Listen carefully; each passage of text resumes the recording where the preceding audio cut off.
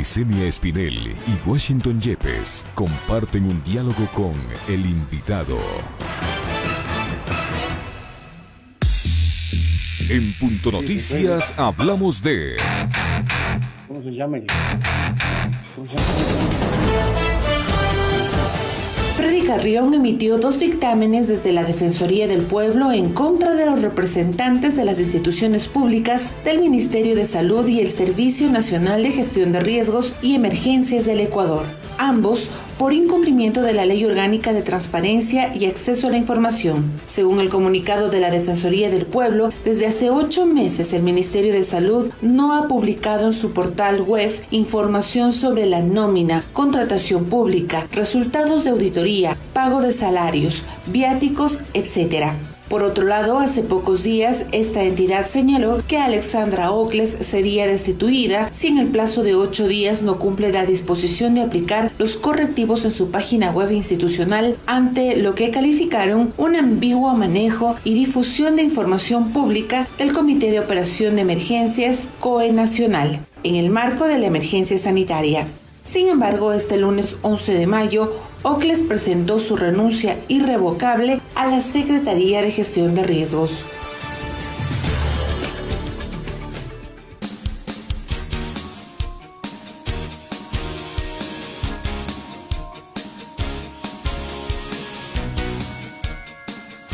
$8:12, las 8:12.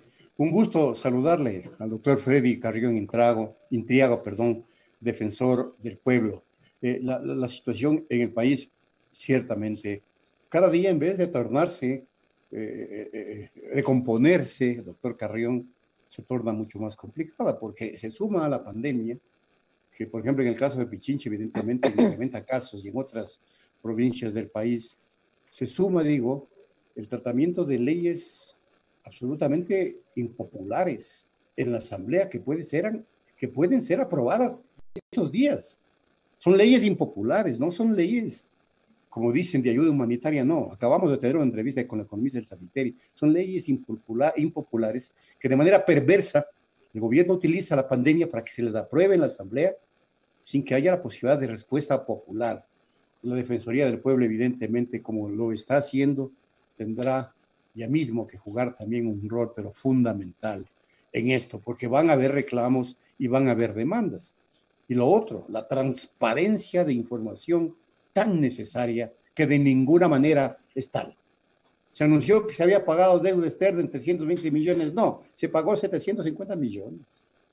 No se dice cuántas son las cifras reales de muertos por esta pandemia. No se informa cuántos contagiados hay. Cierran la información. No se lo dice absolutamente nada. Perdóneme esta introducción, doctor Intriago, pero creo que ese es el contexto para preguntarle a usted, ¿no?, si confía en que su exhortación o esa combinación que usted hizo a las autoridades para que transparenten la información va a tener resultado. Gracias por estar con nosotros. Muchas gracias, Washington, Licenia. Un afectuoso saludo a la distancia, esperando que se encuentren bien. Ayer, justamente que estábamos en Riobamba, con una rueda de prensa, con algunos medios de comunicación que nos hacían la cobertura sobre unas donaciones de racimos de plátanos verdes, yo decía que también a veces a los periodistas se los ha dejado de un lado porque también ellos tienen la obligatoriedad de salir y cubrir las noticias, y hay algunos que han fallecido justamente cumpliendo con su deber.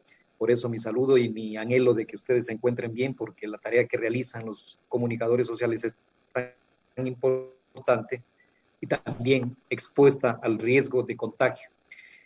Washington, aquí hay un tema fundamental.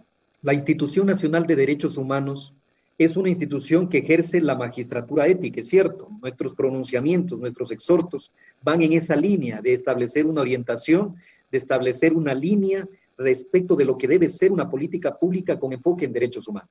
Siempre va dirigida al gobierno, al Estado como tal, que es el que toma las decisiones, es el que actúa, para que siempre que tome una decisión en el ámbito político, en el ámbito público, en el ámbito económico, siempre sea con un enfoque en derechos que nos permita garantizar los derechos económicos, sociales y culturales. Mucho más cuando emitimos leyes o promulgamos leyes que pueden tener un alto impacto en la garantía y en la vigencia de los derechos humanos.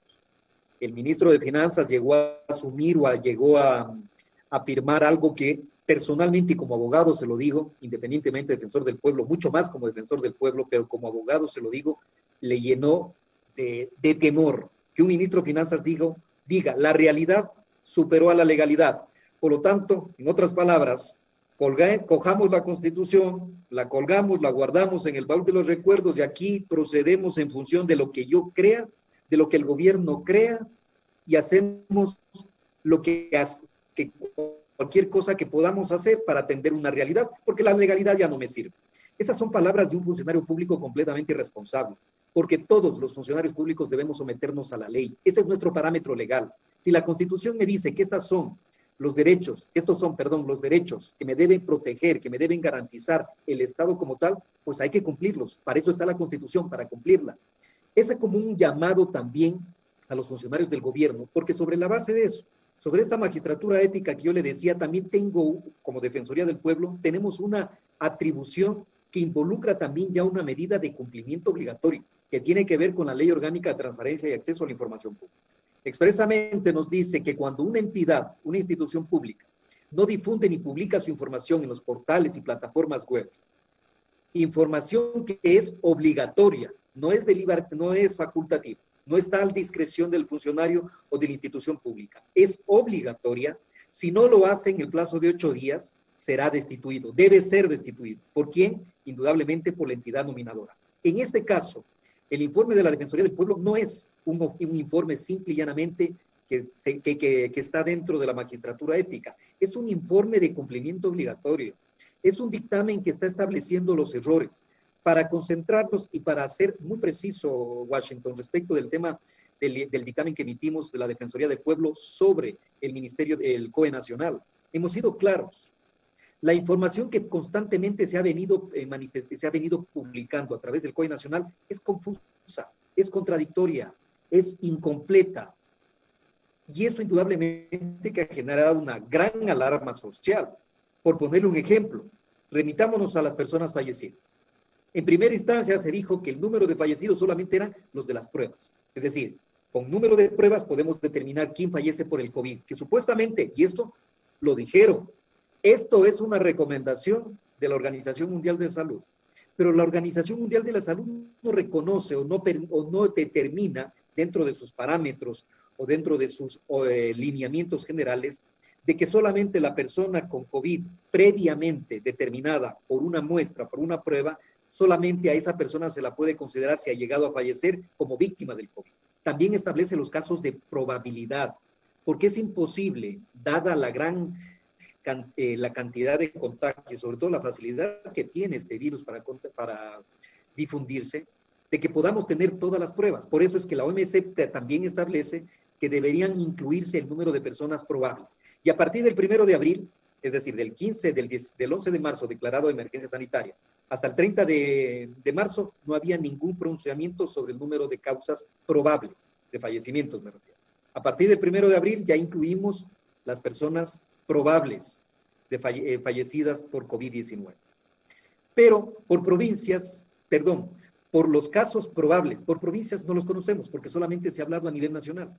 Ahí usted tiene un problema respecto de la información. Un problema que obviamente se ha agravado con el registro civil, cuando el registro civil por su lado publica que en provincia de Guayas, para hablar de Guayas, o en Guayaquil, que en Guayaquil hay como 8,000 personas, 12,000 personas fallecidas en este trayecto, en este periodo de marzo a abril, 12,000 personas, y para el COE Nacional no llegan ni a 3,000. Entonces, las 8,000 personas, este registro inusual de 8,000 personas, ¿a qué causa de muerte obedece? Porque si solamente estamos diciendo las pruebas, las personas que han fallecido por COVID son las que se realizaron las pruebas de un universo de 84,000, claramente que existe información incompleta y ahí entra la obligación de la Institución de Derechos Humanos de decirle al Estado, de decirle al COE Nacional la publicación de información que evite la ambigüedad, que evite la confusión y que garantice la transparencia en la información, porque solo así los COEs cantonales pueden tomar decisiones ajustadas a la realidad. que nos permitan salir de la luz roja, la luz amarilla, la luz verde, pero con responsabilidad, porque lo peor que puede pasarnos como país es que el día de mañana tengamos un nuevo rebrote que pueda ser de mayor letalidad que lo que estamos viviendo actualmente. Defensor, buenos días. Le saluda Licenia Espinel. En el marco de lo que usted dice, la Defensoría ha realizado un monitoreo de las posibles vulneraciones a los derechos humanos en el marco de esta emergencia sanitaria y ustedes han determinado varias vulneraciones. Y yo quiero que por favor nos dé a conocer cuántas vulneraciones a derechos humanos se han generado durante esta situación, y muchas de ellas han sido precisamente aprovechándose de la crisis sanitaria, como en el tema laboral, por ejemplo. ¿Qué nos puede decir al respecto? Licenia, buenos días. Mire, las vulneraciones a los derechos humanos, yo voy a más bien a repetir una palabra que fue premonitoria del secretario general de la ONU, de Naciones Unidas. Él alertaba, decía, cuidado a los gobiernos, cuidado que los estados sobre una crisis sanitaria terminemos en una crisis humanitaria. Y al parecer esas frases se están convirtiendo en una premonición de lo que se está dando en el país. Una crisis sanitaria se está convirtiendo en una crisis humanitaria, porque sumado al número de personas fallecidas, al número de personas contagiadas, al número de personas que no tienen acceso al servicio de salud, que no lo tienen. Estamos hablando que aproximadamente hay como unas 13,000 personas que están contagiados y en domicilios. De esas personas, ¿sabemos cuántas están falleciendo? ¿Ha habido algún tema de asistencia, atención a esas personas que están en sus domicilios para que incluso no contagien? O si están contagiadas, saber cómo está el proceso de evolución de su enfermedad. Nada, en lo absoluto. Por el otro lado, vemos que, si bien es cierto, esta crisis sanitaria, que ya era precedida por una crisis económica, se están despidiendo, ahí vamos cerca de 100,000 personas despedidas, ¿sí? que han perdido los empleos formales. Tomen en cuenta eso, que eso significa menos aportación a la seguridad social, menos personas aseguradas socialmente, con lo cual se reduce su acceso a salud, porque ya no pueden acudir al IES, tendrán que acudir a los hospitales del Ministerio de Salud Pública. Es decir, si vamos viendo y sumando que una crisis sanitaria ha generado una serie de afectaciones a los derechos, bien podríamos decir que hemos trasladado una emergencia sanitaria a una emergencia o crisis humanitaria. Estamos hablando de los recortes presupuestarios a educación, otra afectación a los derechos de los jóvenes ecuatorianos, jóvenes y jóvenes ecuatorianas, que tienen un derecho garantizado y que adicionalmente el Estado ecuatoriano no puede permitirse, no puede dar lugar a la regresividad en derechos. La Comisión Interamericana en esto, la Comisión Interamericana de Derechos Humanos en esto ha sido o ha manifestado ya su preocupación de que el gobierno ecuatoriano, en lugar de garantizar derechos, tengamos una actitud de ir regresando, de una regresividad, en derechos, lo que indudablemente se cuestiona al Estado de Derecho por un lado y se generan mayores vulnerabilidades. El tema del acceso a la salud, el tema del derecho a la educación, como he dicho, el tema del derecho al trabajo, pero adicionalmente también el derecho a la seguridad, al retorno. La crisis humanitaria que se ha generado para los ecuatorianos que se encuentran en el extranjero es terrible, y de eso el Estado ecuatoriano ha hecho mutis en el foro, es decir, ha dejado a su libre criterio, ha dejado que la gente que se encuentra en el extranjero sin ningún tipo de ayuda, sin ningún tipo de información, sin ningún tipo de guía, se las arregle solo para poder retornar al país. ¿Qué Estado tenemos que ya no pueda dar ningún tipo de protección a sus ciudadanos? Esa es realmente la verdadera realidad de esta crisis que de sanitaria ha derivado en una crisis humanitaria en el Ecuador. Y doctor Carrión, lamentablemente se está pretendiendo hacer algo que lo acaba de decir la economista Marielce Viteri. Dice que la peor corrupción es convertir lo ilegítimo, es convertir lo ilegítimo en legal. Eso se está tratando de hacer hoy en la Asamblea Nacional, si es que aprueban la famosa ley de ayuda humanitaria y con las propuestas que hace el régimen de eliminar los subsidios a los combustibles, por ejemplo. Y si pasa lo que usted vaticina, que ojalá no sea así, doctor, pasar de una crisis sanitaria a una crisis humanitaria implica la generación de más violencia, donde se comenzarán a irrespetar de manera más profunda y patética los derechos humanos. Ayer nomás en Loja se agredía ya a estudiantes universitarios que protestaban en las calles cumpliendo medidas de bioseguridad. Pero a pesar de eso, Esto puede devenir una serie de acontecimientos más.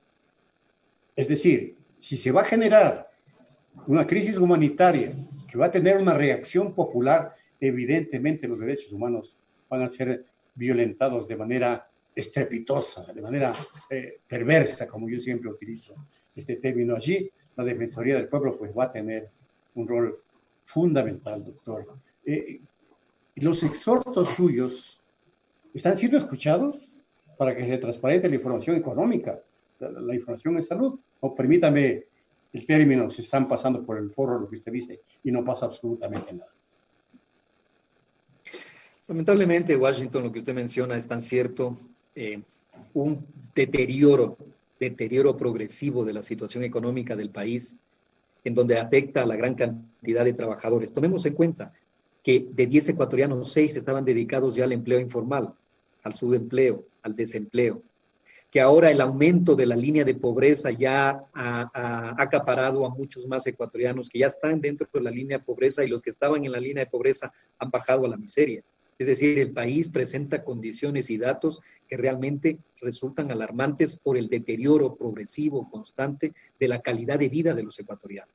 Sobre la base de eso, usted ha mencionado algo que realmente es una preocupación fundamental para la Defensoría del Pueblo. ¿Qué va a pasar cuando no exista dinero para pagar ya servidores públicos? ¿Qué va a pasar cuando no exista dinero para las empresas para que puedan seguir manteniendo el trabajo? Cuando a los 100,000 desempleos sumemos otros 100,000 y lleguemos a los 500,000, que eso es más o menos lo que se vaticina, de que habrían 500,000 despidos en el Ecuador. ¿Qué va a pasar con esas familias, con esos padres y madres de familia, jefes de hogar, que ya no van a poder sostener? Muchos de ellos van a tener que retirar a sus hijos de la educación porque no van a poder cancelar las cuotas. ¿Qué va a pasar con los trabajadores despedidos y en el sector privado tampoco pueden ser incorporados? Es decir, la situación, como yo les manifestaba, la situación puede derivar en una crisis humanitaria de incalculables proporciones, que es importante, y en esto la Asamblea Nacional tiene que actuar con sentido patriótico. Y cuando hablo con sentido patriótico, de buscar las mejores opciones para recuperar, incentivar nuevamente la economía, la recuperación. Pero hasta el día de hoy vemos un gobierno que lo único que dice es: la crisis la tiene que pagar el ciudadano, la crisis la tienen que pagar las empresas medianas y pequeñas. Por lo tanto, más impuestos para atender necesidades, que inclusive vemos ahora casos llenos de corrupción. Entonces ahí uno se pregunta, ¿me siguen sacando a mí dinero de mi bolsillo con lo poco que tengo para seguir alimentando una estructura pública que actualmente casos de corrupción y que no quedan en nada, que quedan con una simple denuncia? En el caso específico de la señora Alexandra Óqueles, tendrá que responder. Y ella sigue manteniendo de que así debió ser. Es decir, que la contratación que ella procedió de $150 aproximadamente, de una canasta o un kit de alimentos para asistencia humanitaria, es lo que cuesta, cuando se le ha probado con una simple revisión en el mercado de que eso no podría llegar a más de $80, y de eso aún no hemos tenido ni siquiera un tipo de formulación de cargos de responsabilidad a quien ha tomado una decisión lesiva para los intereses del Estado, y más siendo la secretaria de Gestión Nacional de Riesgos, siendo la portavoz del COE Nacional, en donde los escasos recursos económicos, Washington, tienen que estar destinados a atender la emergencia y no para el bolsillo de los corruptos. Pero todo eso está generando un caldo de cultivo en donde la autoridad gubernamental, la credibilidad de la autoridad gubernamental está en los suelos. Y por ende, la Asamblea tiene este papel fundamental de sacar leyes que propongan una reactivación. Pero yo, por ejemplo, personalmente no le he escuchado al gobierno que me diga: este es mi paquete de reformas, pero para reactivar la economía. No, este es el paquete de reformas para más impuestos. Esa no es una forma a la gente que ha perdido sus empleos, a la gente que le han reducido sus salarios, a la gente, servidores y servidoras públicas, que no les pagan la remuneración y que constantemente se los vilipendia diciendo que son ellos la amenaza del Estado de Derecho, de que los servidores públicos son los que se están comiendo todo el presupuesto, cuando es en lo absoluto. Los servidores públicos prestan un servicio. El Estado se encuentra integrado por los servidores que están dando un servicio. Y sobre la base de eso, desprestigiar o condenar por el hecho de ser servidor público, eso también es generar una lógica de confrontación entre ecuatorianos. El bueno o el malo. El bueno es el que está conmigo, el malo es el que está contra mí. Cuando hay términos medios. La crítica es fundamental y el gobierno tiene que aceptar que dentro de la crítica lo importante es la corrección. Sobre la base de esto, es fundamental que este tipo de proyectos salgan con consensos necesarios para garantizar una reactivación económica inmediata, sí es cierto, pero también al mediano y a largo plazo. Pero no que partan simple y llanamente de cerrar empresas, porque si se les cargamos de mayor carga impositiva, van a cerrar empresas, ya están cerrando empresas, están liquidándose los negocios. A los trabajadores no se les puede seguir sacando más dinero, ya no tienen. A los servidores públicos, de la misma manera, las contribuciones no se les puede pedir más. Tenemos que buscar otro tipo de herramientas y una de esas tendrá que ser indudablemente el endeudamiento, porque no le veo otra opción. Pero tenemos que hacer una conciencia necesaria, sobre todo la Asamblea Nacional, de que esta crisis tenemos que resolverlas con un gran acuerdo nacional, pero en donde el acuerdo sea real, podamos incorporar a todo el segmento y no aquellos que discrepan con el gobierno, calificarlos o tildarlos es que estos seguramente son, como dicen ahora, o lo vienen diciendo constantemente, estos seguramente son correístas. A mí constantemente, por las críticas que hago al gobierno para tratar de garantizar y proteger los derechos, no, es que este señor seguramente es correísta. O sea, esa no es la lógica de un país que quiere salir adelante en función de una grave crisis sanitaria, pero siguen repitiendo el mismo eslogan, la misma cantaleta, perdóneme Washington, la misma cantaleta de que si alguien les critica es tendencia política. Y eso no permite avanzar como país. Defensor, en el marco de esta crisis sanitaria también se han producido vulneraciones al derecho de los consumidores y de los usuarios del sistema financiero, que claro, como ahora estamos todos en cuarentena, no se pueden visibilizar. En ese marco, ustedes también han hecho un exhorto para que las instituciones financieras cumplan con su papel, entre comillas, solidario, que lo anunciaron al inicio de esta pandemia, pero eso en la práctica no se está cumpliendo. Vemos como a diario hay llamadas para cobrar deudas pendientes, o si uno acude a un refinanciamiento igual le tiene un costo adicional, o sea, no hay un beneficio por un lado, y por otro hay precios de productos de primera necesidad que se han disparado y que nadie los está controlando. Usted también se ha pronunciado sobre el tema. ¿Qué nos puede decir? Sí, por supuesto, Licenia. Nos llama mucho la atención y la preocupación, por supuesto. Hacemos exhortos. Washington decía hace un momento, o sea, los exhortos que saca la Defensoría del Pueblo prácticamente no le hacen caso. Lamentablemente, no solamente los exhortos que saca la Defensoría del Pueblo, es que un gobierno no está haciendo caso a nada. Está realmente desvinculado de la realidad. Y ahí también tiene mucho que ver algunas instituciones financieras, algunos empresarios, algunas empresas también de telefonía, que prestando un servicio lo han cortado o han cobrado excesivamente. Los débitos automáticos siguen manteniéndose, pese a que hay una resolución de la Junta de Política y Regulación Monetaria que establecía para que las instituciones financieras entren a procesos de renegociación de la deuda para, una vez salida de esta crisis, establecer nuevos plazos y obviamente cobrar las deudas adquiridas. Pero nadie, absolutamente nadie, ha establecido de que se nos condonen, que se nos eliminen las deudas que se mantenían en el sistema financiero, sino que se difieran al menos por estos 2 meses de confinamiento, de aislamiento. Pero muchas instituciones bancarias han dicho, perfecto, acogemos lo que dice la Junta de Política Monetaria, pero sigo debitándoles automáticamente. Parten del hecho de que como esto es un acuerdo entre 2 partes, entre el cliente con el banco, y como el cliente no se ha manifestado, entonces yo procedo a descontarle todo lo que yo, o el cree la cuota que corresponda, como si no hubiera pasado nada, como si el acuerdo de renegociación fuera simple y llanamente letra muerta. De eso hemos tenido una serie de casos. De la misma manera de los casos de cobros de facturas o de planillas desorbitantes, en el tema sobre todo de energía eléctrica. En Guayaquil, una persona que pagaba de $80 ahora paga $200, y lo hacen sobre la base de las lecturas estimadas, lo que está prohibido constitucionalmente. Tiene que ser sobre facturas reales, sobre lecturas reales. De la misma forma, las empresas de telecomunicaciones, las empresas prestadoras de servicios de televisión por cable, todas ellas cobrando de acuerdo a su real entender, sin respetar el derecho del usuario y del consumidor. Esta es una realidad, Licenia, que parte también, a veces yo siento, como funcionario y como ciudadano, una anomia del Estado, es decir, el Estado no lo encuentra, el Estado está ausente, y ahí es donde ciertas instituciones que deben estar cumpliendo la ley, porque no le pedimos más que cumplir la ley, no les pedimos más que sean consecuentes y solidarios con la situación que atraviesa el país. Por lo tanto, los pocos o escasos recursos económicos que tiene la ciudadanía deben ser intocables, al menos por este momento, hasta finales de mayo, para garantizar alimentación, la salud, poder acudir, comprar medicinas en el evento de que podamos tener algún tema de enfermedad. Es decir, hay que priorizar el gasto. Y por lo tanto, las instituciones financieras se les ha pedido la moratoria por 2 meses. En 2 meses no creemos que vayan a quebrar, porque no están perdiendo absolutamente nada, solo están difiriendo las cuotas, pero los débitos automáticos van en la línea contraria. Nos hemos dirigido a la Superintendencia de Bancos, nos hemos dirigido a la Junta de Política y Regulación Monetaria, exigiéndole que de la misma forma que se sacó la resolución para la renegociación de las deudas, esto venga atado también con la suspensión de los débitos automáticos, porque de lo contrario resulta un contrasentido que por un lado garantice la renegociación de las deudas, pero eso sí mantenga los débitos automáticos. En otras palabras, lo que estamos haciendo es que sí, está autorizado la renegociación, pero sigan descontándose las cuotas por los créditos. ¿Qué ayuda entonces estamos brindando a la ciudadanía si se mantienen los débitos automáticos? Eso es algo que, como digo, tenemos algunas denuncias, Licenia, y sobre la base de eso también estamos tratando de incidir ante la autoridad pública para que se controle, para que la Superintendencia de Bancos también controle sobre los bancos que están cobrando o que están realizando los débitos automáticos. Doctora Carrión, como siempre, queremos agradecer por su participación en este espacio de noticias, Punto Noticias, primera emisión. Lo que usted dice es cierto y es grave.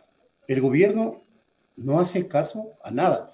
Y el mal ejemplo, pues, se repite en todos lados. Nadie hace caso a nada. Peor aún, las instituciones financieras, los servicios de TV Cable, los servicios de los seguros privados. Uno va, se para ahí y le quieren cobrar por todo. Es decir, ahora le están cobrando más que antes. Y como no hay a dónde reclamar, viva la vida. Doctor, muchas gracias por habernos acompañado. Gracias a usted, Washington, Licenia. Un fuerte abrazo y muchas gracias por la entrevista. Punto Noticias. Estamos cerca de usted.